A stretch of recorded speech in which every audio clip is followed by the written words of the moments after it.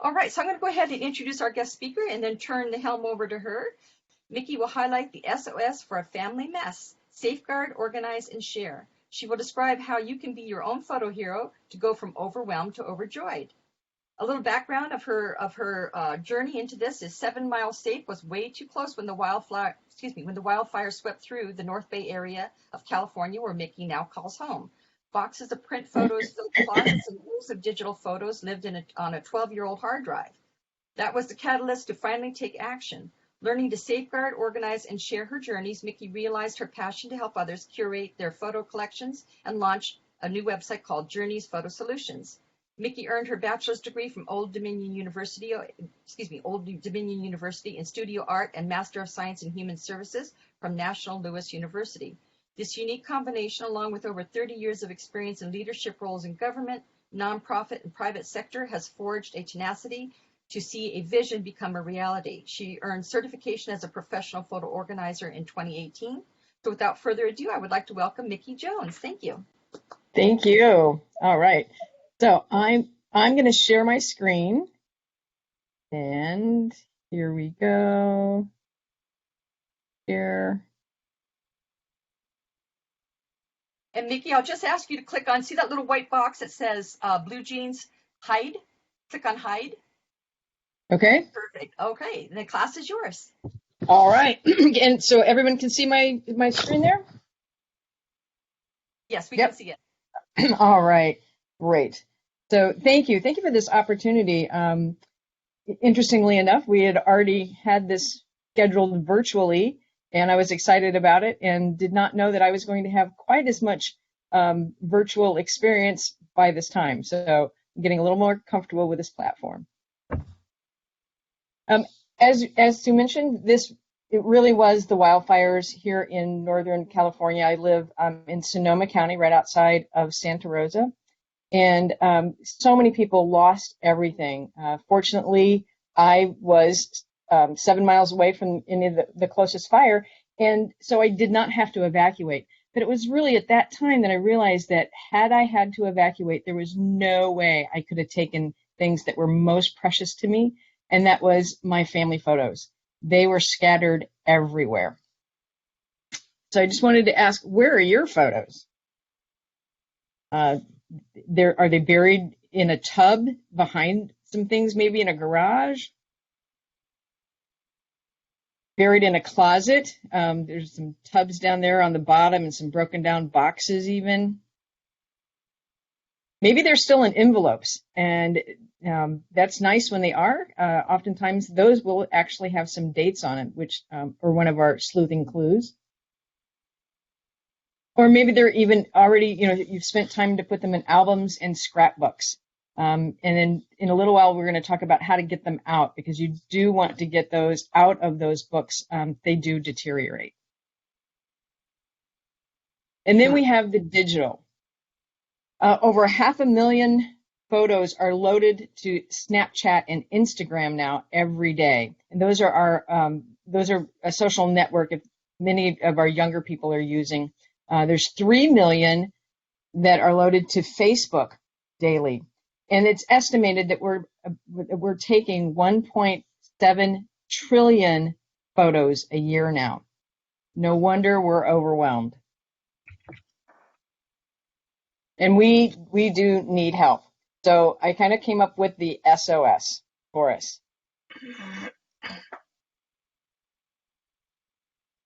So first we're going to talk about safeguard. Photographer Peter Croft said that there are two groups of people: those who have already had a storage failure and those who will have in the future. So he developed the 3-2-1 method, and that's really become an industry standard. And that's not just for photographs, even though he was a photographer himself, but that's really about all digital assets. And so the 3-2-1 is 3 copies, 2 different types of media, and 1 would be 1 offsite. So you're going to want the original. If it's a print photo, we would generally think of an original, or if it's a digital copy, it would be perhaps on your on your computer. So you want the original and then 2 backups. Many collections are getting so large that it's not being held on a computer hard drive, and so we look at an external hard drive. External hard drives are really very inexpensive now. A 2 terabyte hard drive you can get for around $60 or $70 now at any of the major stores, or even online, where I guess we're all doing a little more online shopping now. And then 2, you want to keep them on 2 different type of media, but you want to be sure that they're a different brand and perhaps bought at a different store at a different time. In other words, you don't want 2 hard drives from the same lot. And then external hard drives really only last between 3 to 5 years. And it's a good practice to start checking them when you do your smoke detectors. So every 6 months you're looking at them, and then kind of alternate switching them out about every 2 to 3 years. So what that basically means is plug them in, fire them up, be sure that you can open up all your files. And then 1, you want to store a copy offsite. That does not necessarily mean the cloud service, even though, mostly that, there's so many different options for cloud. I do have a couple clients that are they're brothers, and they really don't trust anything online, and they're not on social media. They just really aren't comfortable with that. So each of them have a copy of the other's photo collection on an external hard drive. So 1 lives in Sacramento, 1 lives in Santa Rosa. So that would be considered offsite. As far as the cloud services, you can look at a full system backup, which backs up your entire computer on a regular basis. Those are programs like Carbonite or Backblaze. Or there's also just the photo storage. And there's a whole variety of those, everything from iPhotos to Google Photos, Amazon Prime. Those are some of the free services. If you're a Prime member, you already have that available. OneDrive, if you have a subscription to the Microsoft suite, that comes with, I know mine is 1 terabyte of cloud storage, and that's actually where I keep mine. And then there's others such as Permanent and Forever, and that is, rather than a subscription service, you actually purchase that storage space forever. And it's like I said, you purchase the space and then you don't have to pay for it every month. But there's also SmugMug. There's lots of different cloud storage, and they all serve kind of a different meet a different need. The important thing is, don't wait to back up. Don't wait before you get everything organized or in albums digitally. But if you have digital photos, back them up now, and then you can get them organized. Organize a copy too, but keep that backup. And the O is organize. We use the ABCs of photo organizing, and that is: A is album. Is a photo album worthy? Is that something that you're going to want to do something with? Put it in a photo book, put it in a slideshow, post it on, online, in some kind of, maybe on your family tree. So those are your A's. B is box. Is this photo important enough to keep for long term? May not be the A that you're going to actually do something with, but maybe that fills in the story. While we're talking about B, we want to talk about the storage boxes. For long-term storage, you definitely want to look at archival quality, especially with your heritage photos. And there's many different resources for that. Archival methods is one. And those are going to be archival boxes so that they're not in cardboard or plastic. We definitely want to get things out of the metallic or the magnetic albums. I don't know why they call them magic pages. I guess because they stuck, but it's not magic now. And they will deteriorate the color and quality of the photos. So we definitely want to get those out.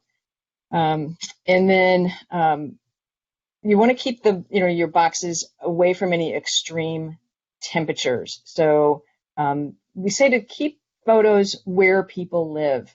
So not outside in storage units, not in a bathroom linen closet where there's extreme, there's humidity and extreme temperatures, but really in like a hallway closet, a living room closet, or a spare bedroom. But remember to keep your photos where people live. Sorry about that. I got to hit back to. There we go. RC. There we go. RC is can, and yes, you can throw photos away. And these are the photos that are duplicate. If you guys remember, a few years back when you would have your photos printed, oftentimes it came with a free second print. So we had lots of duplicates. So you can get rid of those duplicates. If you have family members or other people that are in the photo, share those with them, send them to them. That's always a lot of fun, but you can get rid of them. I have a lot of people that are just really nervous about that. So what I say is go ahead and put them in a box, save them for 6 months. You've been storing them unorganized for years anyway. Set those aside as you work through your photo projects. And usually within 6 months to a year, they're able to go ahead and put them in the trash can. S is for story. Is there a particular picture that you want that tells a story? It may not be the clearest picture, or it may be a little bit fuzzy, but that may be the only one that you have of that particular thing. So if the picture tells a story, go ahead and keep it. So now we get to the organizing part. There we go. This is kind of part of the process of organizing. This was a particular client that I had that usually when I'm working with families, I can tell the ages of the children. I worked in youth development for 25 years, so I could tell the ages of kids pretty easily, but this was about 30 years of him as an adult. And so the reason why I show this photo is I literally turned the photos over and then got clues from the back. Not very often are dates on the photos anymore. They were around the 50s and 60s, but especially once we started getting into color, they didn't really date them. But I could tell from different batches, like what photographs were processed either at the same lab or within the same batch. And so I separated them that way. There's also a document that tells the what Kodak used on the back of their photos during certain periods of time. For example, if a photograph had the Olympic seal on the rings on the back, I knew that it was a photo that was processed between 1995 to 1997. And so that's really, really helpful too. And that's floating out there on the internet. Or also, I put my information. I'll put my information in the chat. You can email me, and I'll send you a copy of that document. It comes in really handy. And then this is actually an organized collection that we're getting ready to scan. All right, and then share. There are so many different options for sharing. Of course, we got the photo books, and photo books actually are pretty easy to do now. There's a complete range from your Shutterfly, pretty standard, up to very high quality. You would think of it as like a wedding photographers, and they're charging thousands of dollars for travel photo books, specialties, things like that. If you've not made a photo book before, go ahead and try it out. Suzanne was telling me about her experience working with a Groupon, and find a Groupon, find a photo book site. We've done some comparisons in our organization. I belong to the organization of professional organizers, for photo organizers, and so oftentimes people will do comparisons across the board of different photo book sites. And for the basic book, they're all pretty much the same. The differences are going to come about when you're looking at different options such as lay flat, something like that. Shutterfly will actually put photos in, like if you have a particular order and you have those in order in a folder or want to do it chronologically, those, they'll go ahead and load it and then you can kind of move things around. So go ahead and give it a try. There is a little bit of a learning curve if you want some fancier stuff, but, at least just get some things started. And you can do them fairly inexpensively. And then digital scrapbook. Digital scrapbooks are fun. Oftentimes the same photo site, you can actually upload it, a digital copy, and then you just click on the corner and it flips the page. So those are nice for an online platform. Video montage. That was actually my first project. I wanted to do a video slideshow or montage for my mother's 90th birthday. And so that was actually my first one. And again, software is out there. It doesn't have to be anything super fancy. And I mean, you can actually do one in PowerPoint, but rather than that, there's some nice software that will put some music behind it and things like that. Wall displays, everything from acrylic to wood to, all kinds of mediums to put things out. We're not thinking the standard frames so much anymore. And then if there's a photo, you can think of an idea, they can put it on something, everything from canvas bags to blankets, all kinds of things. You really want to just get these photos back into your life instead of in boxes. So just kind of take you through the process a little bit. And the first step really is to decide what's your priority. For me, as I mentioned, it was my first project was my mother's photos for kind of a lifeline or a timeline for her 90th birthday. Now, the priority may be that you're downsizing and you want to get rid of the physical photos and want to get those scanned and not have to keep the physical photos. I do that quite a bit. Or it may be like me, I live in a fire area. So it's really important that these are safeguarded, that we want to be sure that there's those backup copies. So determining really what your priority is. And then the gather, that's just pulling everything together in one place. Dedicate an afternoon or a weekend and just say, this is the time I'm going to pull everything together to just really see, in fact, what it is I have. Oftentimes VHS tapes are in one location. For me, my physical photos were kind of scattered everywhere into different closets and storage units. And then find the SD cards, the old cameras that may still have, photos on them, old phones, anything that's going to have an image, either digitally or hard copy, pull it all together in one place. Okay. And then the sorting. And as far as the sorting, just kind of identifying what goes with what. And I've got a image here that's going to kind of show that. Family gatherings are a wonderful time to pull out those pictures and, kind of see what everybody has. This was Mother's Day a few years ago. This is myself over on the left and then my two sisters. And we had moved our mother into assisted living and then later into memory care.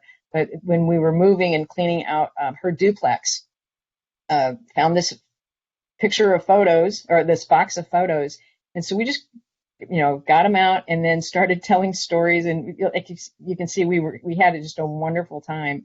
And this was great because I'm the baby and I didn't remember some of the details that my older sisters did. And for example, I did remember I'm from the Midwest, and we would go to Arkansas, to Lake Lucerne in Eureka Springs, Arkansas, quite often. And my oldest sister remembered that we would go every other year, and then we would take another vacation to travel somewhere on the opposite year. So, and I didn't remember that detail. So whenever there's a family gathering, get some photos out and start talking about those stories. This was part of my collection. This was out in the RV. I was a full-time, my husband and I were full-time RVers for 3 years. and I drug photos all over the country, unorganized. And so I still had some in boxes stored in the RV. These were in a linen closet on the right. So this is my gather. So I just pulled absolutely everything together because what I wanted to do was to get to really take an inventory to see what it is I had. And so my inventory, which really helped me kind of divide things out, Dunlap and Shreves were my heritage photos. I grew up as a Shreves and then married a Jones, and so he looked at my photos of us when we were first together and our wedding. Then we had kids, their early teen years, adult years, our RV and motorcycle travels, and then our grandkids. And now we're actually raising 3 boys ourselves. So they're preschool, grade school, and teen years. So what I was able to do is I got rid of the cardboard boxes. That's super important. And then I also got them out of the albums so that it was easier to storage, and then put them into the tubs. Now, that was not a long-term solution. That was not archival quality. But for me, for sorting, that's really right. And so I first had all of her pictures, and then everything else I clearly marked and put into tubs, and then mark the outside of the tubs of what was in it, which allowed me to whenever there was a holiday coming up or my sister's birthdays, I could go to a particular tub, and even though that part of the collection wasn't yet digitized, I could find a picture and scan it, or I actually for that kind of quick thing, there's an app on your phone that was free, and I used that. That's not the permanent solution for long-term and for scanning, but it was quick enough, and to be able to post it up on Facebook and embarrass them a little bit. And so, I know where that photo is now, whereas before I would have had to dig through tubs, or I just wouldn't have done it. And so, here's where I was separating it, getting them out of the cardboard boxes, and so I could label things and get them into the tubs. And removing from albums. Now, this can be super challenging. As I mentioned, I was the baby of the family, and so I was the third one, and I didn't have a baby book put together for me. So when I was a teenager, I decided to do that for myself, and I used rubber cement. Well, that was probably not the best choice. Didn't really know about photo safe things now that I do now, but in order to loosen up those photos, depending on what adhesive is used, it's beautiful if they're with photo corners because they pop out really easily, and I love people that use photo corners because it's so easy to get them out. But for these, I actually used dental floss and just kind of ran it down in between the photo and the paper, and they came out pretty well. Sometimes that doesn't work. I've actually had to cut things out of albums, and it leaves a little bit of paper on the back, but we want to definitely preserve the photo. And then here's the magnetic or magic album pages that I mentioned. And sometimes you pull that plastic off and they just kind of fall out, but oftentimes they're really very, very stuck. And so if you just use a hair dryer, and this is a little spatula. I got this one at the Dollar Tree. You can use, other types of like art palettes, things like that, or putty knives. But this one worked really well. I actually turn it upside down so that there's the sharper edge is toward the book, not the photo. And just kind of run that hair dryer over for a few seconds, and by golly, they just pop right out. And then labeling. This was my mother's project, and so just kind of divided up into the periods of her life so that I could go through and pick out the photos that I wanted to utilize in the slideshow.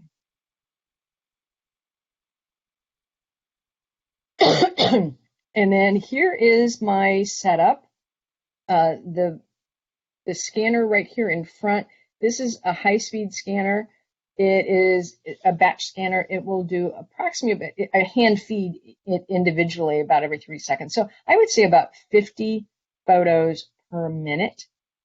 I've had people tell me that they've scanned their photos or intending to scan their photos on kind of the 3-in-1 or multifunction printer that they might already have. That can be done, but it's going to be very, very time consuming.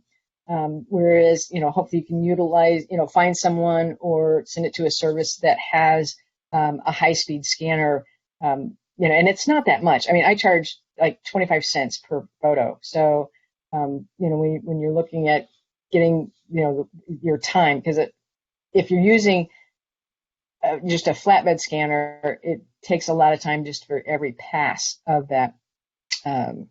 And then I do have a flatbed. This is the flatbed scanner. That's an oversize, and so it can do scrapbook pages.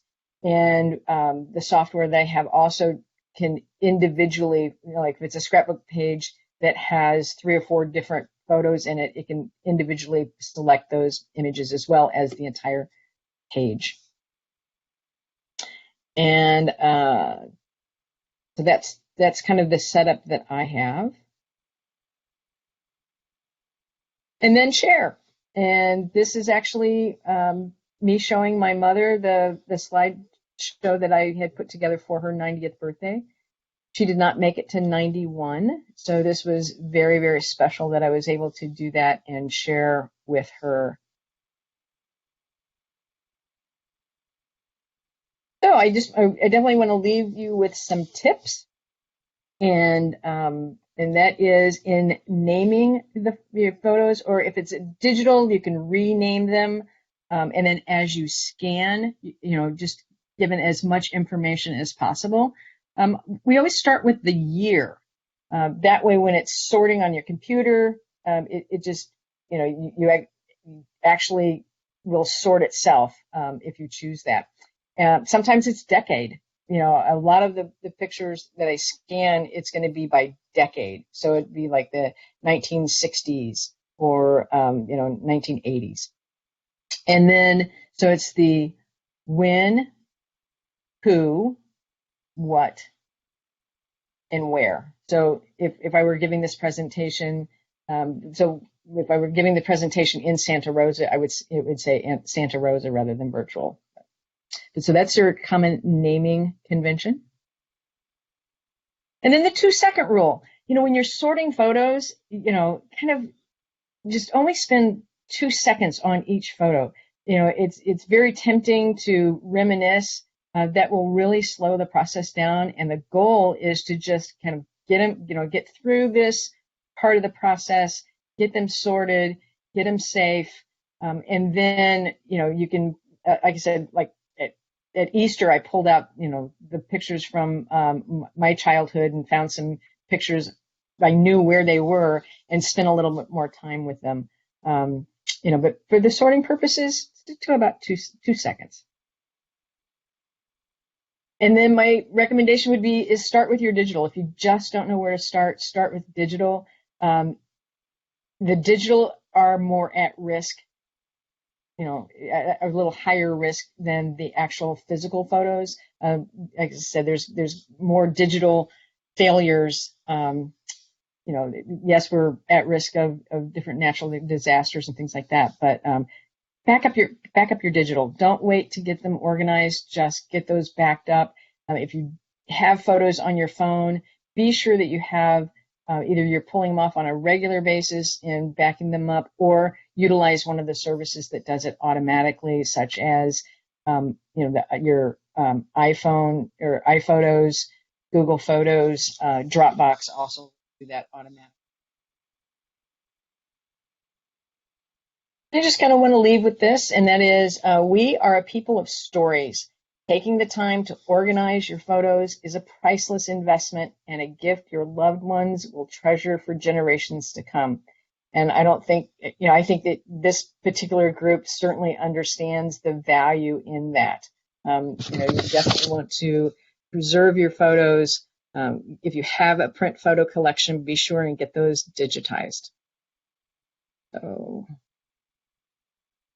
oh, and now I don't really know how to get back to We can still stop see you. sharing. Yeah, we can Okay. still see you, Micki. You know what? I think that topic is so important. I think that my students should ask you directly their questions. So rather than having everyone turn on their That'd be microphones, great. anybody who has a question, if you could just put your name in the chat box right now, and then I will call your name, and then turn on your microphone. And then when you're done talking to Micki with your question, turn off your microphone. And I'll go to the next person. Like I said, I think that this is probably a lot of people are going to have individual questions about their own particular photo needs, Great. and rather than trying Yeah, to absolutely. just transmit the question. Let's see here. While I'm waiting for them to do that, let's see here. One of the students, Sherry, said, it took me 6 months to scan 40 albums. They are named by years. I saved them on 2 different external hard drives and a thumb drive for each of my children, but they can't see them. Apple to Dell, etc. My husband can't see them on his computer either. Somehow they are locked. What should I do? Wow. Well, without actually seeing that, I'm not really sure. What I would do is there's a professional organization called the Photo Managers, and it's photomanagers.com. You can look in a directory there. There's also a link to questions that you can ask. So you don't have to. But anyway, I would look for a photo manager in your area, or someone that is set up to do a screen share so they could actually see it, because there must be an extension or something that's missing on that. Great advice. Do you have the originals? And you can see the original scans? Jerry, that question is directed towards you. So if you could go ahead and either unmute your microphone and answer it, or just answer it in the chat, whatever you feel comfortable doing. And while you're doing that, Sherry, Jill wanted to remind everybody here in the class that the Reno Family History Library has a high-speed scanner with staff on hand that are more than happy to help you. Wonderful. Yeah. Oh, go ahead. Go ahead, Micki.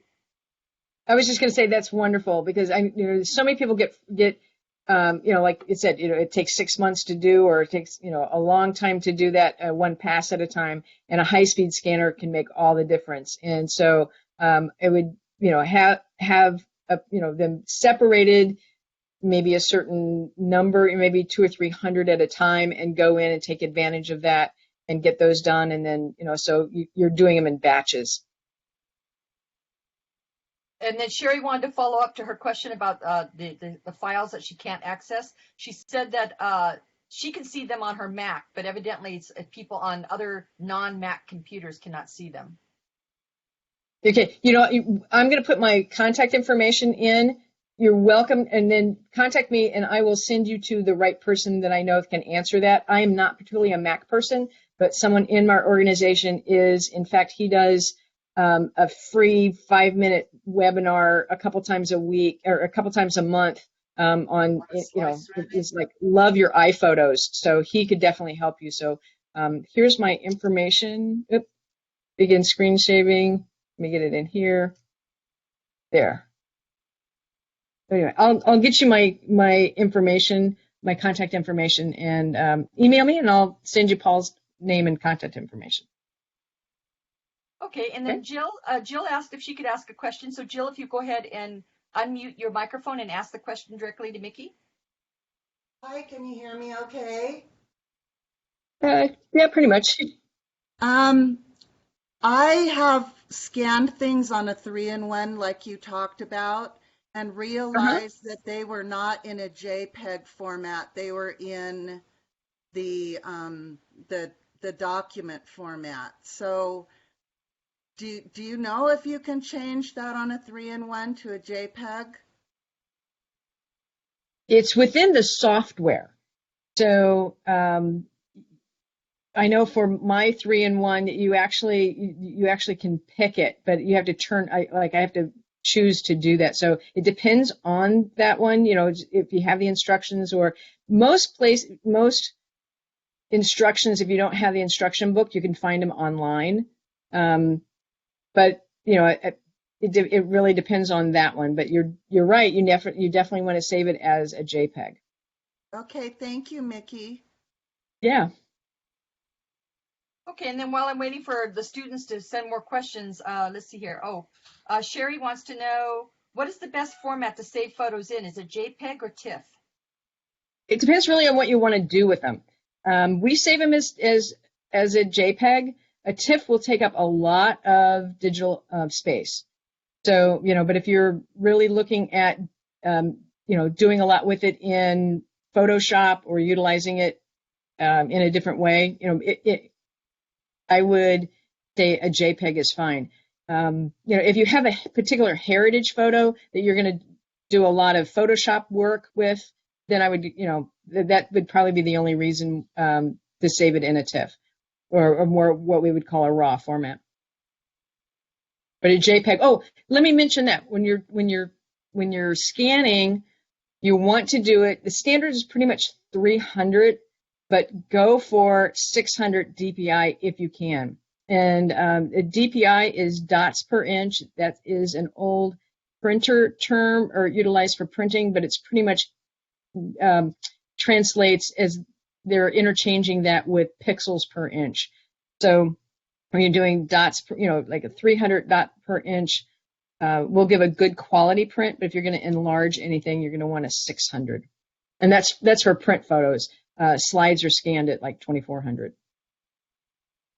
Randall has a question. So if you unmute your mic, Randall, and go ahead and ask the question directly.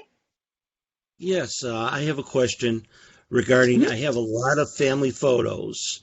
There's no information on them. And the people that would know what they were and would have that information have all passed away. And I'm trying to figure out exactly what to do with them. And you know that they are your family for sure? Oh, yes. Yeah, definitely. Yeah. I would say, I would definitely save those.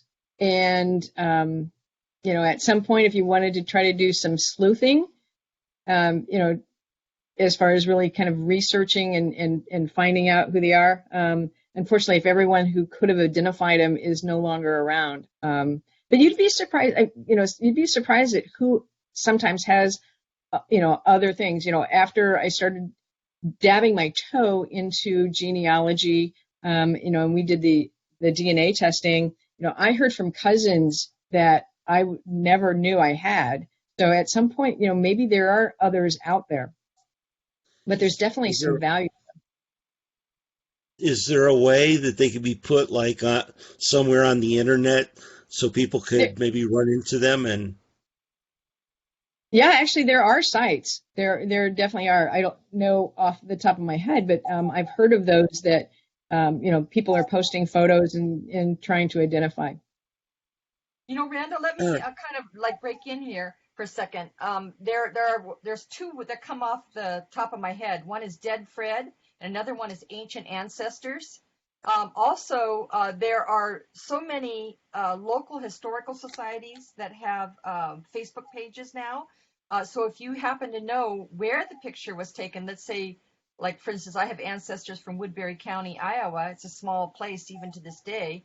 But they have several Facebook pages for the community through the public library, through their local genealogical society. So if you know like where the pictures were taken, like, what town or what county, you may want to start with those suggestions as well. Also, we have several good books in our library about how to identify people and places in photographs that you do not know who they are. All right. Well, thank you. Okay, Joseph asked if I could repeat what I said about the DPI. The DPI is dots per inch, and you want to have your scans at 300. If your scanner gives you the option, I would do a 600. There's really no reason to do anything above that unless it's, like I mentioned, a slide or a negative. So the standard, what a lot of scanning places will say, your economy scan is a 300. But I know that myself and most of my colleagues in the photo managers, our standard is 600. And then there was a GPS recognition. Oh, sorry if this was covered, but is there a GPS recognition available? In your digital, when you take a digital photo, it depends on if you have the location turn on your phone, if you're taking a picture on your phone. Because if you don't have a location turned on, it's not going to record it. But yes, GPS will recognize that if you have that on. And also facial recognition. Facial recognition. Google Photos. Their iPhoto. They're really. It's extremely good now. So you don't necessarily have to tag every single person. But it's pretty amazing what the facial recognition is doing now. Tracy wants you to repeat the naming convention. Okay. So it's the year, or like I said, a decade. So in my example was 2020 dash, and then if you know the month and the day, that's helpful. And then a dash or an underscore, the who, what, and where. As we all know, when we start trying to find a photo, if we have different naming conventions, the photos are almost impossible to find on your computer. Yeah. And I don't know if there's a GPS recognition on old phones, on old photos. Is there a GPS recognition on old photos? Well, that GPS recognition would be on a digital phone, on digital. So I think those came along, as like the iPhone came out. And then, what, Vinny, Micki, if you don't mind, I was kind of confused with that one picture you had with the photo album, the hair dryer and the spatula. Did you Okay. heat up the spatula with the hair dryer and then put it behind the photo? I was kind of No, confused on actually, yeah, I apologize. No, actually, it was the front of the photo that I heated up and then just gently lifted it with the spatula. Oh, I see. Yeah. Okay, yeah, because I was really kind of confused on that. Because I'm Yeah. kind of doing the same thing. I'm kind of starting my photo project as well. I've been kind of dabbling in it now for at least a year, and I have come across so many of those old magnetic photo albums where when I start to pull out the picture, it's stuck. And and right. then when I used the hair dryer, I used it directly. I found that the picture curled. Yeah, you might want to do it in a little lower setting or a little further away, the nice thing about those photos or the photo albums is that it's back to back. In other words, the front of the page is a separate piece of adhesive as the back of the page, and you can slip your hand in between. And I've literally had to cut photos out, so you're not going to destroy anything on the back. And then even if there's a little bit of that cardboardish stuff on the back, you can still get it through a high-speed scanner. Now, once you get the photo out and you write on the back, I know there are certain protocols that you should follow about what kind of ink to use on the back. Could you maybe share with the class your favorite type of ink to use on the back of the photos? Yeah, actually, I don't use ink. You can use a photo safe pen, or pencil. It's like an art pencil. They often come in like in blue. I think it's STABILE. And but I actually use sticky notes. And unless I'm going to, it depends. Yeah, I do. I use sticky notes. I get the smaller block, and I use those because now that's the Post-it notes are photo safe, so you can even put those on the front. Unless you have a lot to do, and it depends on what you're writing on the back for. If you're writing just to name the particular photo, when you're scanning it, you're going to name that, or if you're doing it for like archival storage, then you would definitely want to write on the back so that the sticky note doesn't get separated from it. Good advice. I think we've all, wondered about whether we should write or not write on the back of our photos. Yeah, you don't want to use an ink pen, or a Sharpie marker, so. Even if that Sharpie marker is acid free. I don't know. I would stick with the art pencil, Great advice. Again, for my purposes, I've found that the sticky notes work great. And then somebody, they've asked if you would please reshare your screen for inventory. Oh, sure. Oh, excuse me, the one just before the slide of inventory. In this picture, you can see the gloves over here. Yeah, and depending on the shape, are those cotton gloves, Micki? They are. Yeah. And then a lint-free brush, and I also use like a micro cloth to clean the glass. The thing with these high-speed scanners is they're pretty delicate when it comes to dust and debris. So I clean about, I'd say every 200 photos, I'll run a cleaning sheet through them, especially if they might have that little bit of cardboard on the back, which is going to have a little bit of lint on it, because that will definitely clog up everything. And I always, whoever's working with the scanner would know this, but on the high speed, I scan everything backwards because there generally is a little bit of a curl. And if there is a little bit of curl, the optics won't read it as well. So the solution is to scan them backwards. So. Great. Yeah, that makes sense. Okay, now Michael followed up and he said he doesn't have a microphone. So he says that might be the one right after share. Okay. Oh, the process. Just waiting to hear back from Michael. Okay. Okay, while we're waiting, yes. Okay.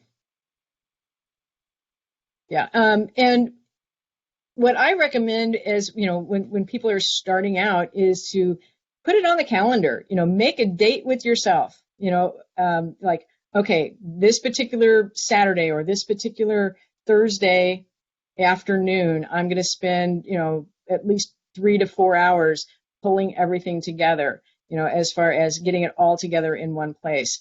Because I know for myself, like I said, I drug these photos all across the country when we were living in an RV and we were retired at the time. So it's not like I didn't have the time, but just, decide that this is the day that this is going to happen. So get it on the calendar.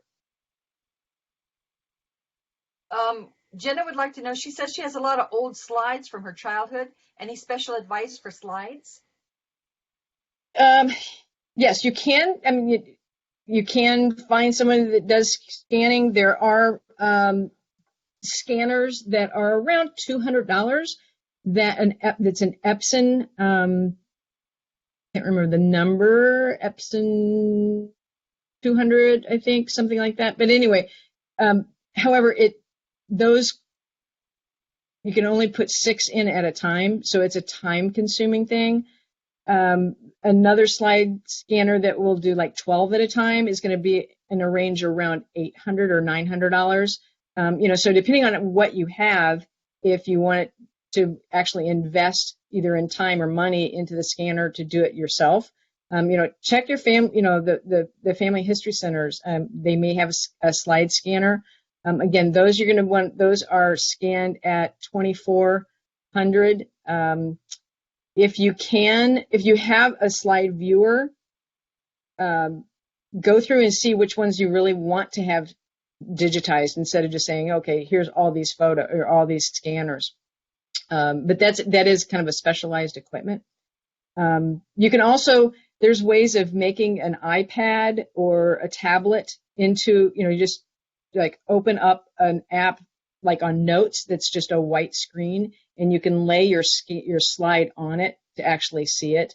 Or look at the thrift shops. I've picked up 2 or 3 little view scan, little scanners that you drop the slide into to view it, and it magnifies it a little bit. So those are still around in thrift shops and things like that. If you're just wanting to look at the slides and not necessarily, that size, and want to magnify it a little bit so we can see it better. But yeah, you definitely want those preserved as well, especially if they're of your childhood. Michael has a follow-up question. He says that he has a lot of film, 8mm, 16mm, and 35mm. Okay. And your suggestions for preserving those? All right. So I would say, hang on just a second, I'm just going to stop sharing my screen here. I'm a little confused. Oh, it's like, okay, there we go. Okay, did I stop sharing? Yes, There we go. Okay. Yes, that's great. Those actually are good archival quality, and so you definitely want to get those preserved and copied. But then keep the original. That's just on one of those, that's not something you want to get rid of. But for the 8mm, usually there's usually local places. I don't know where you live or around. If you want to find something local. I utilize a professional service called of course I just 8mm Pro. Can't remember the name of it. They're in Hollywood, and they do like they do the Hollywood quality stuff, but they have an economy version. So but yeah, you definitely want to get those done, and find a service that does cleaning as well as part of their scanning service. So, but that takes rather high-end specialized equipment to do. So find somebody that actually does the 8mm. As far as VHS, if people are wondering, I'll go ahead and say that now. VHS is actually much easier to do and can be done at home. The best, and I actually bought 3 different things and kind of did a test myself. The Elgato, ELGATO converter is what I found for myself to use for my tapes, as well as I'm doing that for client tapes as well. However, so many people are at home now, and were ordering and decided that this was a great time to be able to convert their VHS tapes, that Amazon has sold out, and Elgato is saying at this point they don't know when they will be back in stock because everybody's been doing it. So if you can find an Elgato, that is kind of what my recommendation would be, or find a photo organizer or a service that is doing it. It's pretty standard. It's pretty standard service. You should be able to get that. VHS tapes have a shelf life of only between 10 and 20 years, and so we're reaching kind of the end of that. So if you still have VHS tapes, please get them digitized. I know for my service, a lot of clients don't have a VCR anymore, and so they don't remember like what's on what tape. So I've gotten a box full of tapes, and half the box is filled with reruns, or not, they're reruns now, but tapings of Seinfeld or something. So I definitely want to get those VHS done if you do it yourself, or it's in real time, so you literally have to let the 2-hour tape run for 2 hours, but get them done. Where I found my problems were with converting those old VHS tapes is I had a lot of them set to record for 6 hours. You know how you could record 2-hour, 4-hour, or 6-hour format on those old VHS tapes? And, trying to find a vendor who would put 6 hours, because 2 hours, yes, anyone can do that. But I was having problems finding vendors. When I was at RootsTech, I was looking around at the vendors, and I was having a lot of problems with people saying, oh, yeah, we can do a 6-hour conversion, rather than 2 hours. Because most of mine, unfortunately, were recorded on that slower speed of 6 hours, so you can get more on the tape. Yeah, absolutely. Let's see here. They want to know, somebody said that Costco will put films on a CD for you. Let's see here. Oh, And then Holly wanted you to know they recently found over 2,000 slides. They had them scanned by someone who advertised on the web. They paid about 60 cents a slide. She just wanted to share that. Yeah. And then Joseph wanted to know what's best to do yourself. What's best do it yourself for Super 8 video cassettes? For Super 8 video cassettes. Again, I think it's probably Super 8. If you have a camera, if you have the camera that it was recorded on that you could play it on, you can record from that. But you would need a FireWire rather than a laptop. And that's one of the things that I kind of ran into is it's going to need a desktop in order to put the FireWire plug in, because laptops no longer come with that and the converters don't work. So if you followed that. That would be one of the things I would outsource. Joseph said, don't have the old video camera any longer. Yeah, that's the problem. Yeah, I would outsource that. I would find, there are, I know in our area, kind of some ma and pa shops, that's kind of what they do. And then they have all, like they've got all kinds of different, cameras and things like that to run those things on. Now, I have something while I'm waiting for more questions to come in. You talked about archival quality boxes. Could you spend a little bit more detail about what is the difference between an archival quality box and a regular box? Okay, that they're photo safe, that they're not going to have any acids in them or anything that's going to deteriorate the photo. Archival methods is a great place to look for those. There's a couple other companies as well, and especially if they're maybe odd size, it depends on what it is you're trying to preserve. But I know for myself, some of my heritage photos are the bigger ones that were, hung on a wall at my grandmother's house. And so they have some oversized boxes that, you could put in, with the correct type of tissue paper that separates them, and so that there's nothing in the box that's, going to eventually hurt the photo. Thank you. That's a great explanation. I was thinking as you were talking, doing your presentation about the people in Michigan who had that absolutely unforeseen flood. And I was thinking, all those photos in all those homes are now gone for good because of the water carried them to who knows where. And it is kind of a reminder that you really just can't put off photo preservation because, earthquakes we can't predict, fires we can't predict, and most certainly floods we cannot predict. So, I mean, if nothing else, the news stories in the headlines this week is a reminder not to put your photo project off. Absolutely. And that's also one of the reasons why we say keep one copy off site. And I have talked to my class a lot about backup, off-site backup. It like you were mentioning earlier in your presentation, it's really not expensive to do off-site backup any longer. I think I pay $29 a year for mine. It's like next to nothing. And I back up to an external hard drive here at the house, separate from my computer, and then I have the off-site storage as well. That goes. In fact, I think I have my computer set to back up off-site twice a day. So it's constantly backing up and storing off-site. And then I want to remind everybody that our library has 2 high-speed scanners that are wonderful. I know some of the people who've logged in today have not had the benefit of coming to our library since this is the first time they logged in. But when our library is open after the COVID virus thing settles down, our high-speed scanners are available for free to the public as well as to our students and to our faculty. And let's see here.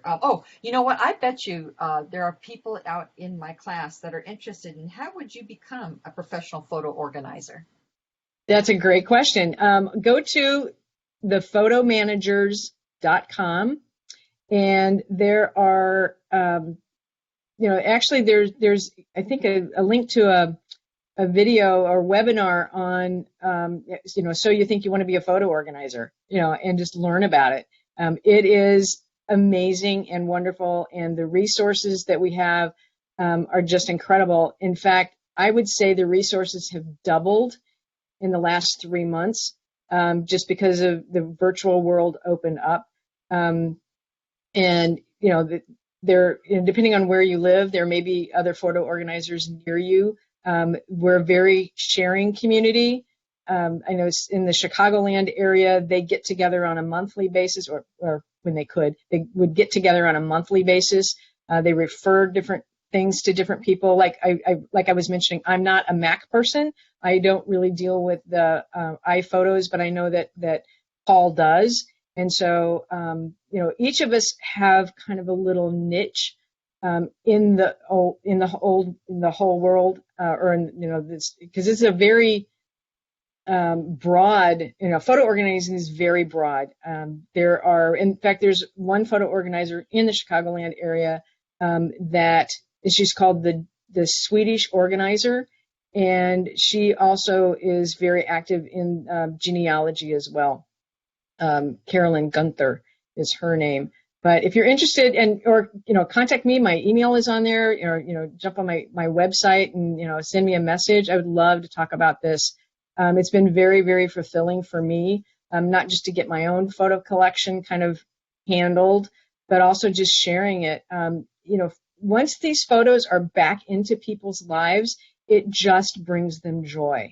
So and I'm not saying that all photos are joyful.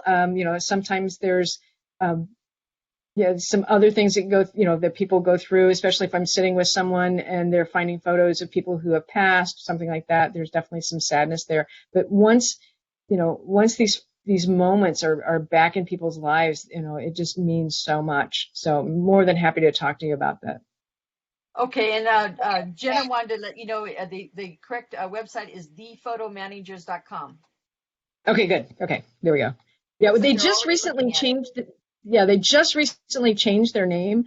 I think it was in April, March or April. It was the Association of Professional Photo Organizers. And at one point it was the Association of Personal Photo Organizers. So kind of like the idea that you would have a personal trainer, that you would have a personal photo organizer. So anyway, it used to be APO, and now it's the photo manager. So thank you. But yeah, they're a wonderful resource. They have a directory, and even if you would just want to, join for a little bit to see what webinars and other things that are available through them. There's also courses that you can take. And as a matter of fact, I think they're offering a bundle right now during this time that is free. So for that information, hop on over there and see what is available. In fact, I probably should post that on my website as well, since it's a good resource. And I know for me, one of the things that I'm going to do, in this time of, shelter in place, I think most people are kind of looking at, what can I do a little differently? And so one of the things that I'm going to be doing is setting up a YouTube channel and doing small short videos, and that will really help Suzanne. That will really help explain, like I'll do a 3 to 5 minute video on how to get your photos out of sticky albums. And so we'll actually show that video instead of just, a slide that doesn't quite explain it as well. Oh, I think that would be wonderful, because a lot of people in my class, are so into family history, and because we are a community college and there's an emphasis on education and career paths, I've really kind of tried to guide the class into thinking about genealogy or related fields to genealogy, i.e. photo preservation, as a career choice, whether you are new entering into the career of your choice, or a midlife career changer, as a lot of us have been throughout our lives. There's probably nobody in my class that hasn't been a career changer at some point, and I think that this is the perfect example of how genealogy and related fields to genealogy can lead to a career path. Oh, absolutely. Now, my question is, let's see here, hold on. I'm looking through my list of questions that I wrote down during your presentation. You talked about video montages. I wanted to let everyone know if they are interested in creating a video montage, I can certainly get our maybe our IT department in to show us how to do a video montage. I myself, I have a Mac at home, and my Mac actually has a program that makes it pretty darn easy. I think it's called iPhoto, if I remember correctly. Right. Yeah. Allows you to make a montage, and it comes with all kinds of different backgrounds for you to choose from. And all you really got to do is just drag the pictures into the program and then select your music, and then you can rearrange the photos just by clicking and dragging, and voila, you've created your own video. And I actually did a video a couple of years ago on my Mac for a relative who passed away, and we wanted to have a video to show at his memorial service at the mortuary, and it turned out pretty good. And even though I must say, I certainly am no professional when it comes to doing, videos. I was, probably the most amateur person there was, but it turned out very well. And that's how really easy it is to do it on computers these days. The software that comes with your computer is very, very user friendly. And then I also wanted to comment on the facial recognition that you talked about earlier. Once again, I have a Mac at home, and my Mac is certainly not new. It's about 7 years old, and it does wonderful recognition, facial recognition. All I got to do is label a couple pictures, of the person who, that is in the photo, and voila, it just starts going through all of my photos and then brings it up and says, is this the same person? And then you just click yes or no, and then it tags that person. So facial recognition software on computers has come a long ways. Right, absolutely. And even like my grandson uses Google Photos, and his 14th birthday was at the beach, and you can put the word beach in, and all the photos taken of any beach in his collection will come up. So that is amazing. Yeah. That is truly amazing. And then let's see here. Let's see. I think I've gone through all my questions here. I don't think there's anything that I didn't ask. Okay, I'll give the class one more chance to put some stuff into the chat field. If you have a question, you can go ahead and turn on your microphone and ask. We'll just give it a few more moments. How do you, this is Patricia, how do you find the chat field? Oh, you just, if you don't see it, let me just click on mine and close it. Go up to the upper right-hand part of the screen, and there should be 4 little icons. One says people, one says chat, one says app, one says settings. No. Okay, are you on a computer, or are you on a handheld device? I'm on an Android phone, a smartphone. Okay, a smartphone. Maybe Look it's not for good. like 3 little lines or 3 little dots. Anything that indicates that there's another place you can go on your screen. Okay, yeah, it says dial in, call me, share screen, gallery view, audio device. What's this last thing? There's another thing. My phone is. Well, that's okay. If you can't see the chat, let me turn off my microphone, and then you will talk to her without hearing me. So let me turn off my microphone, and then you go ahead and ask Micki the question directly.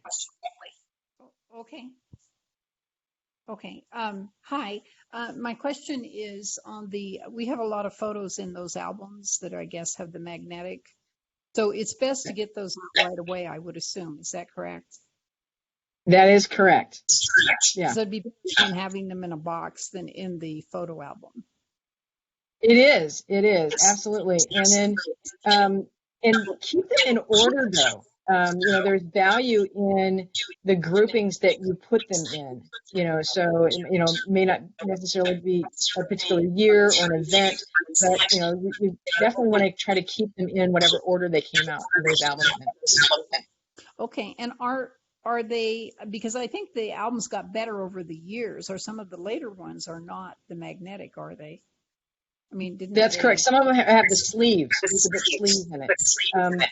Yeah, and then the other thing to think about is, that it depends on where those have been stored. If they've been stored that has extremes of temperature, that's usually when it's a little more stuck. Oh, yeah. No, ours would be okay. Okay, good. Great. Thank you. Yeah. Okay, if you would go ahead and Patricia, if you would mute your microphone so we don't hear the background noise. Thank you. Okay, and then somebody asked about my external hard drive that I had mentioned. It's called iDrive, and they frequently have introduction, like promotional rates. And I've seen the first year rate as low as $2.95 for a year.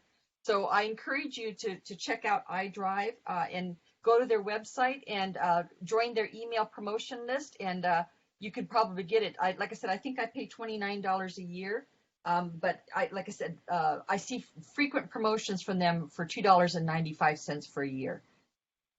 It's pretty. Like I said, I've been using it now for a couple of years. I used to have what was the other one you mentioned, Micki? You mentioned there's Backblaze. No, there was another one you mentioned. Carbonite. Carbonite, thank you. I was using Carbonite, but my computer is a little older, and I found that when it was backing up with Carbonite, it was using so much, I don't know what the word is, power off my computer that I couldn't work the computer otherwise when it was backing up. So rather than buying a new computer, I just tried a different backup service, and I went with iDrive, and now my computer works really, really well with iDrive, and it, because it's an older computer, it's 7 years old. I don't have that problem of using too much energy when the backup is happening. Yeah, I do want to mention. I don't think, because Suzanne, I did not send you the the PDF of my tip sheet, so I don't know that got sent out. I just wanted to mention that if you go to my website, and that's journeysphotos.com, there is a free download, and that's my tip sheet, and that is the S.O.S. So it talks about the 3-2-1 backup and the ABCs of photo organizing. Get that tip sheet free of charge. Wonderful, thank you. And I hope that everyone does visit your website. And thank you for sharing your email in the chat. And if anyone didn't catch it in the chat, I'll be more than happy to share it with anybody who sends me a request. And if there's no other questions, I'll give everyone just a couple more moments to throw in any more questions into the chat box.